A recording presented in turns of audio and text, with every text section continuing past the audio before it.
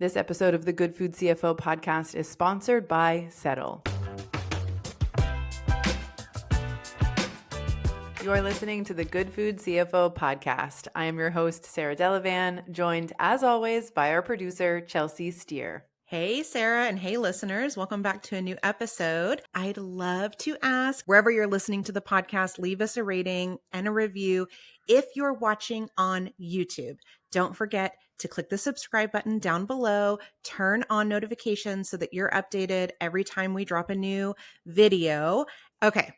So, Sarah, today we are going to be talking about a story you shared on Instagram recently as kind of hot off the presses. As always, right? Our friend of the podcast, Felice Thorpe, is on top of the news in CPG. She's always sharing, and she shared this story with you about Big Spoon Roaster and how they have basically declared that they are breaking up with Big Grocery.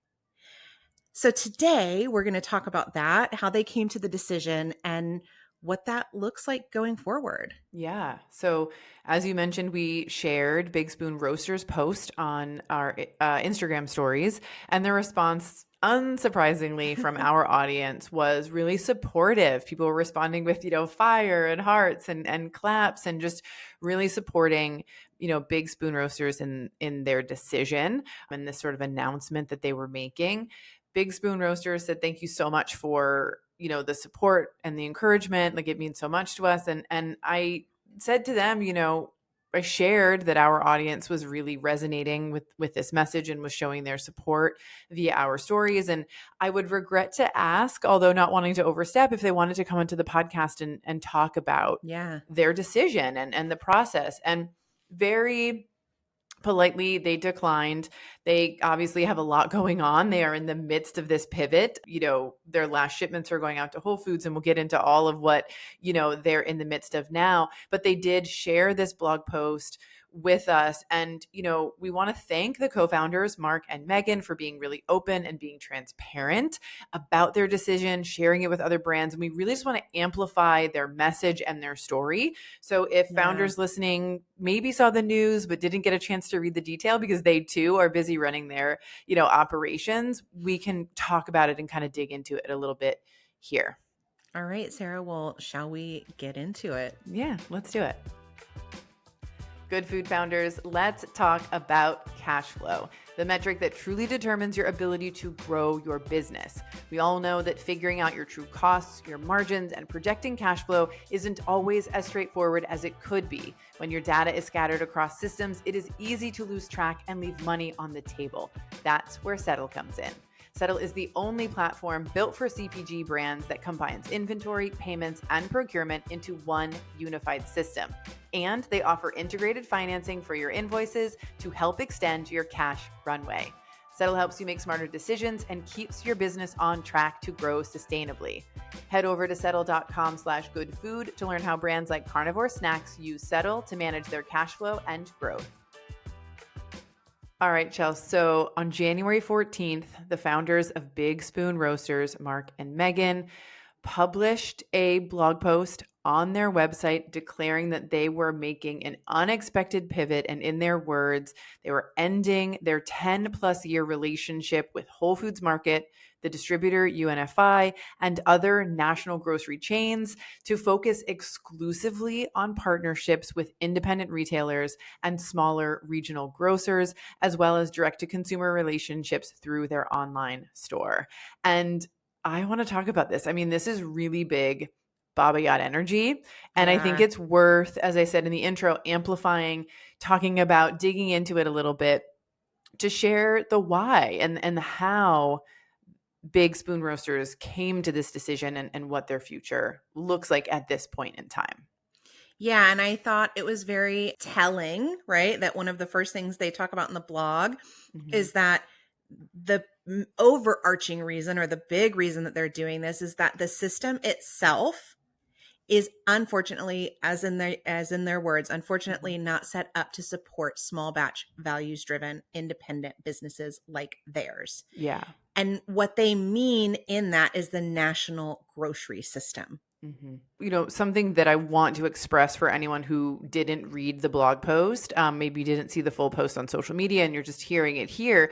I want to share that they are so grateful, throughout the blog post and all of the messaging that they've shared for the consistent growth and support that they experienced at Whole Foods and the other retailers. They call out by name some folks at Whole Foods and at UNFI that were supportive, to their organization, to them as a team as they were growing in quote unquote big grocery. But this decision that they are making is going to allow them to continue to grow the business in a way that aligns with their values, while, and I think this is important, also redirecting their valuable staff and company resources toward relationships with end consumers and the smaller regional and independent retailers that have always made up the foundation of their retail partner community. And those are also words from their blog post, which we will, of course, link to in the show notes if you want to, read it in full on your own. Yeah, and I actually can't wait till we get to that part of the dig into that part of the conversation, because I love what they're saying about redistributing, right, Yeah. their valuable staff, but I think when you really dig into what does that mean Mm-hmm. and how is their staff currently being used in a way Yeah. that does not support their growth, does not support their values, Mm-hmm. is really big, really important to talk about. Yeah. And one of the things you and I talk about, and we've talked about with Felice actually on this podcast, is the mission, vision, values, right? Mhm. And how important they are, especially for a good food brand, right? What do we stand for? What is the mission that we want to achieve, through the existence of this company? What value do we have? What values do we have as an organization? But also, what value do we want to provide to our customers, to perhaps our community, whether it be local, regional, or national, right? And being very clear on those things helps you make really difficult decisions, like Big Spoon Roasters has made. And one of the things that they say in their blog post, everything they say is from their blog post, but I just want to be very clear on when I'm quoting them and using their words.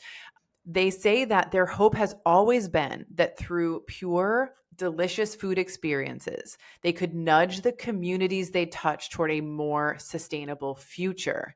And that the number one value on the values list that their team, created, number one on that list was that craft matters.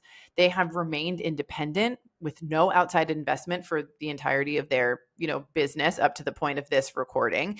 And they say that that is in part to make sure that this priority of craft mattering, this values driven idea, was never threatened. And they go on to say that in a high speed age, right, getting faster by the minute, Big Spoon Roasters will always provide slow food made well. And as you continue to read, that doesn't necessarily align with being in big grocery and how Yeah. big grocery works and how big grocery wants their CPG brand partners to work. Yeah, and they even go on to talk about exactly what that means, right? First of all, starting out by talking about how it feels to Mm-hmm. land in a grocery store like Mm-hmm. Whole Foods, Yeah. right? They talk about how their partnership with Whole Foods grew throughout the region, starting in, I believe, North Carolina, and then to the nation, and how Mm-hmm. for them that felt like validation, like what they were doing meant something. But Yeah. then they go on to talk about that kind of multi-region, like global distribution actually meant, and they very quickly realized, as they talk about in the blog, right, Yeah. that kind of large scale national grocery system was not designed to celebrate or nurture the maker, and exactly what they're talking about, right? Making slow food that's made well. Yeah.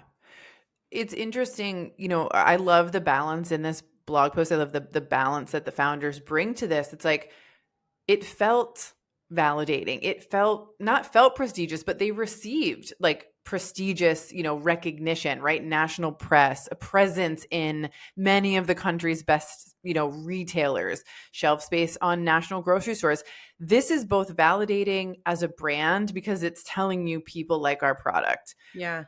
people want our product. The buyers in these stores want our product, and they were able to remain on shelf, winning awards, getting press. That's also validating. And beyond feeling validated, like on a personal level, externally, there's a lot of, I'm going to say cachet, right? When a better for you brand lands on the shelves at Whole Foods, people are saying, yes, you've made it, right? And Mm-hmm. the more stores you're in, the more shelves you're on, people are excited for you, as they should be, because undoubtedly you have worked incredibly hard to get there. But the level of growth, the number of stores, the number of states and cities that you're in does not necessarily reflect the same kind of growth on your bottom line. And it doesn't always mean that your team is doing the work that they love to do. And Yeah. I want to talk about that a little bit. Some of the things that they specifically call out in the blog post is that, this global distribution, if you will, moves producers into a position of higher volumes and lower margins. Now, this, if you think back to what they said earlier in the blog post, craft mattering, they call out how they still make everything in small batches. There's a direct conflict there. If I'm reading between the lines, Yeah. right? It's like, we make things small batch. We're not trying to go high volume, low margin, right? They want high quality ingredients. I'm sure that they want to pay their nut partners well, right? The farmers who are growing this. So there's, as there is with many better for you brands, a real rub, if you will, right? Mm-hmm. When growing at this level. The other things they call out are the requirements that, makers have to give up control of pricing on the shelf, which for them led to significant pricing discrepancies between, independent retailers and grocery stores. Their customers, as all customers would, right, are expecting fair and consistent pricing and treatment. Yeah. And they say, like, that's what we were aiming to provide, but the price discrepancies that they had no control over led to confusion, with their consumers, and eroded trust in their brand. Mm. Pricing teams now often, as they say, are AI driven. They operate separately from the buying teams, and they set prices to meet their needs, not the needs of makers who depend on consistent pricing Mm. across all retail environments. And this is something I want to dig into a little bit, because as brands are, let's say, growing, for example, from farmers market into retail, they're Mm-hmm. starting to sell to their first wholesale customers. A question I get all of the time is, A, should I charge all retailers the same price for my product? And what do I do if one retailer wants to charge more for my product than another? Mm. My answers are typically yes, charge all of your retailers the same price.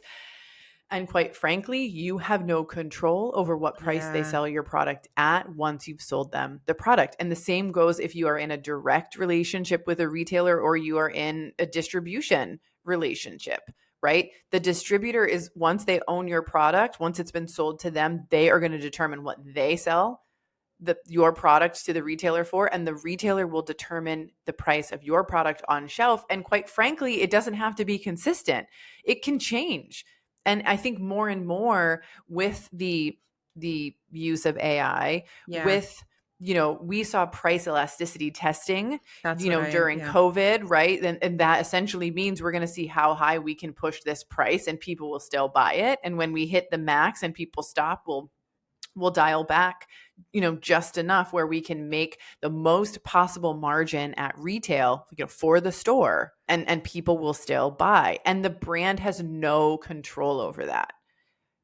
And it absolutely does erode trust, because the consumer, to date, right, currently, the vast majority of consumers do not understand that you, the No. brand, have no control over the price of your product on the retail shelf. No. And, another thing I thought was really interesting that they mention here on the blog when it comes to that distribution piece, right, is that the distributor system Mm-hmm. also often struggled to forecast accurately the demand of the product. Okay, let's Which, talk. Yeah. I'm sorry to interrupt you, but like, let's talk about the two ways that that happens, right? So yeah, in this case, and I'm so sorry to cut you off, but no, it's there's okay. something else happening in my world right now in this regard.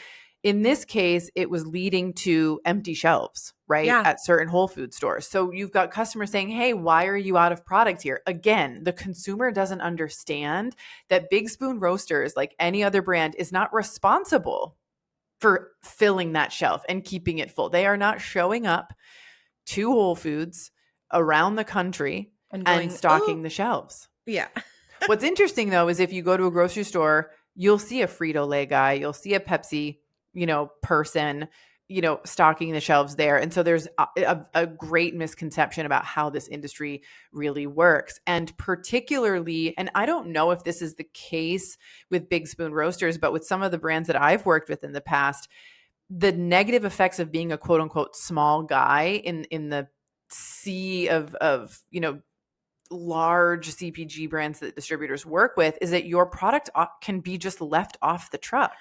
And we talked about this back when, I don't know if you'll remember this story, but Yeah. when we talked about when Snoop Dogg, Mhm. right, Mhm. was suing, I think Walmart maybe because they weren't stocking his Yeah. product out on the shelves. Yeah. So it did make it off the truck. It just didn't make it onto the shelf Right. from the back room. Yeah, that's a great point to bring up. So there's this, this lack of product being available to customers, which is affecting the customer. It's affecting the customer relationship with the brand, and it's obviously affecting the brand. Because on the flip side of this is that oftentimes the distributor will misforecast. Either they're going to short product, right? So maybe it's not available to go out to the store. Maybe it's available to go to the store, but it's not being sent. Maybe it's being sent to the store and the store is not putting it out on the shelf. But there's also situations where they're ordering too much. And something that's happening with a client now is someone ordering too much product. We talked about this with the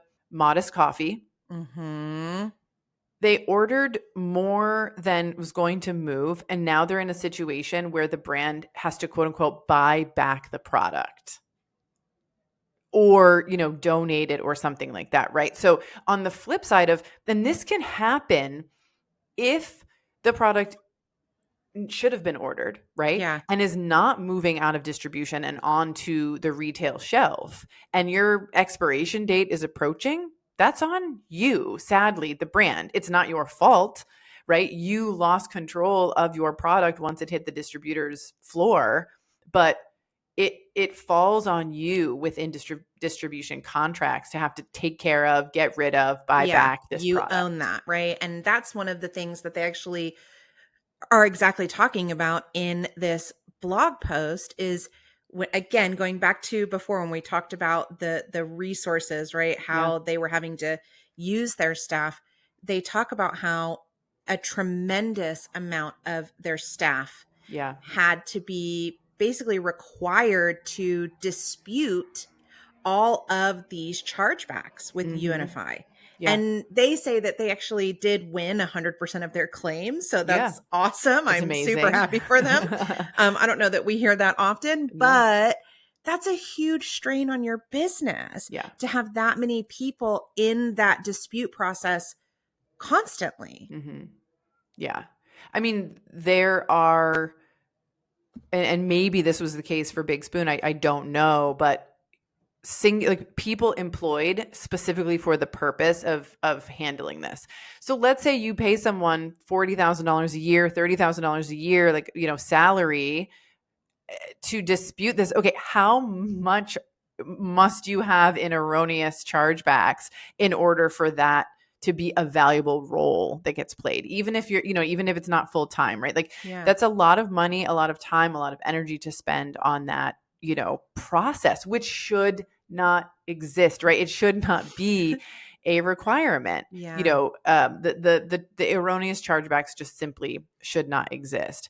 And they talk about, the moment that the decision was made to break up with Big Grocery, they were having an impromptu meeting discussing the latest compound of frustrations, as they word it, regarding these invalid chargeback fees that you brought up, the pricing discrepancies, and the latest customer complaint email asking why product was out of stock again at a Whole Foods location. And their words from the blog post are, we stopped, we took a breath, and we realized that the underlying causes of these issues were systemic and part of a path we no longer wanted to travel. And so they, in that moment, say, we don't want to do this anymore. And I want to pause here for a second and say, like, I don't know the founders. I do not know them personally, literally have communicated only with their marketing person via Instagram, but I am so proud of them for saying, we don't want to do this. We recognize the systemic issues. This is a path we don't want to be on anymore. So we're going to change it. Huge Baba Yacht. Because energy. so often, yes, so often we hear people say, but this is the way it is. Yeah. And this is what we have to do if we want to be a national brand. And so we have no choice. And the reason I wanted to talk about this and bring this blog post and turn it into an episode is because this is such a great example of a company and founder saying, we're not going to do this anymore. We don't believe that this is the only path. Yeah. We know, Chelsea, you and I, and so many of the founders that we work with and who listen to this show, that there's more than one way to build a successful food business. I know. I love hearing what they're saying about how they want to continue working with those like specialized independent grocers that they've built really great relationships with. And they even say here, and I kind of love this quote from the blog, 2025 might be the first year our total revenue hasn't grown ever. Yeah. And I love that because, Sarah, at the end of the day, right? And you've talked here many times before about what that really can look like. Yeah. Yeah. So before I comment on that, which I want to, I also want to recognize that they're saying that despite this very obvious like truth and reality, the decision wasn't easy because it does require, as you just pointed out, giving up a large percentage of their revenue and restructuring their operations. They're moving from having large distribution to, I'm assuming, not. Or working with regional distributors, perhaps, right? They don't go into that level of detail in particular in this blog post. But as we talked about with Leah and April, right, in the pulling out of retail episode, this isn't something you do overnight. This isn't something that you just say, yep, we're going to do it, and you don't look at the numbers, right? You do have to understand, what will the revenue impacts be? What will the cash flow impacts be in the short term and in the long term? And in the long term, I truly believe that they will be positive cash flow changes for them. And I also, hope that what we have seen with our clients and some of our coaching, members as well, is that they will see improved profitability, because we know, right, that growing revenue does not equal a growing bottom line.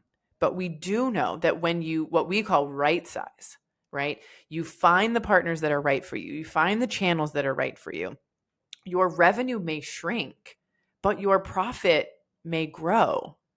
And so that is not to downplay the transition.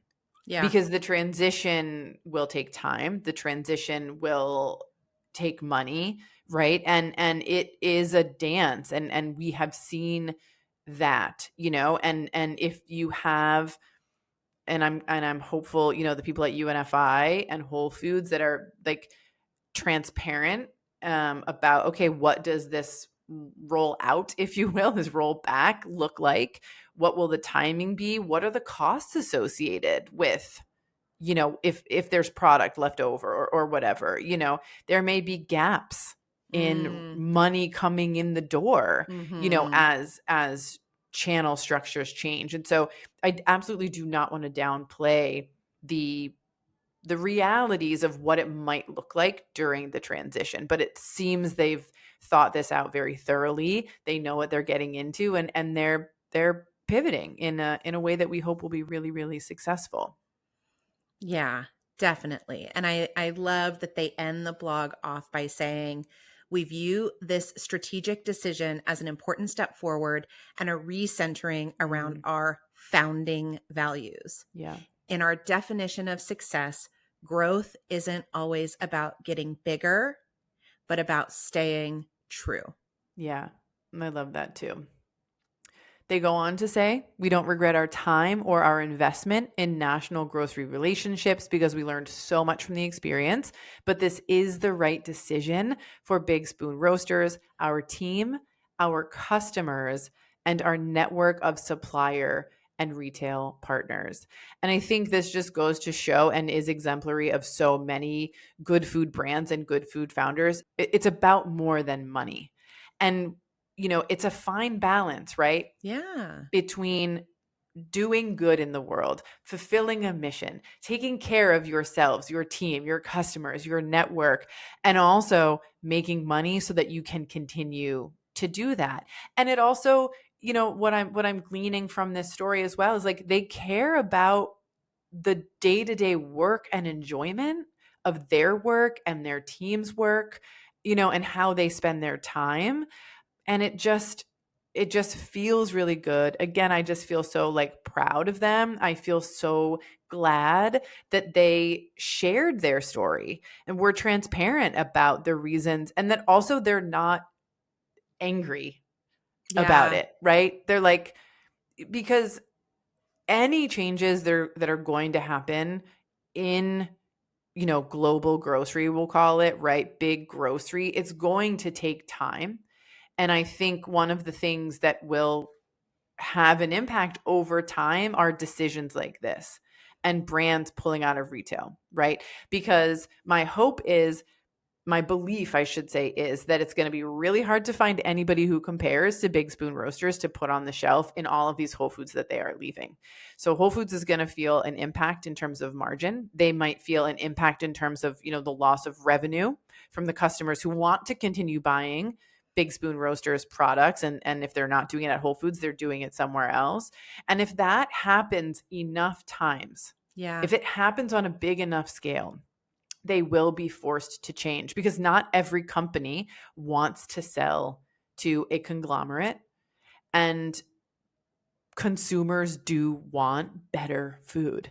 And so this is a long, seemingly slow battle, but Yeah. this is an amazing step forward, right? This is like one more person kind of like in the army of the revolution of truly changing our food industry. And so it must be celebrated. And so I'm so glad we had a chance to talk about it. Yeah. Well, Sarah, thanks for sharing this. And yeah, again, we want to thank Mark and Megan for sharing their story in such a transparent and honest way. Looking for more content like this? Subscribe to our YouTube channel. You'll see weekly podcast episodes as well as other content related to the show. Just visit youtube.com/@thegoodfoodcfo. Thank you for joining us here today. If you enjoyed this episode or found it helpful or inspiring in any way, please share it with your founder friends on social and rate and review the podcast wherever you listen. It's the #1 way to help good food founders find the show. We'll be back with a brand new episode next week.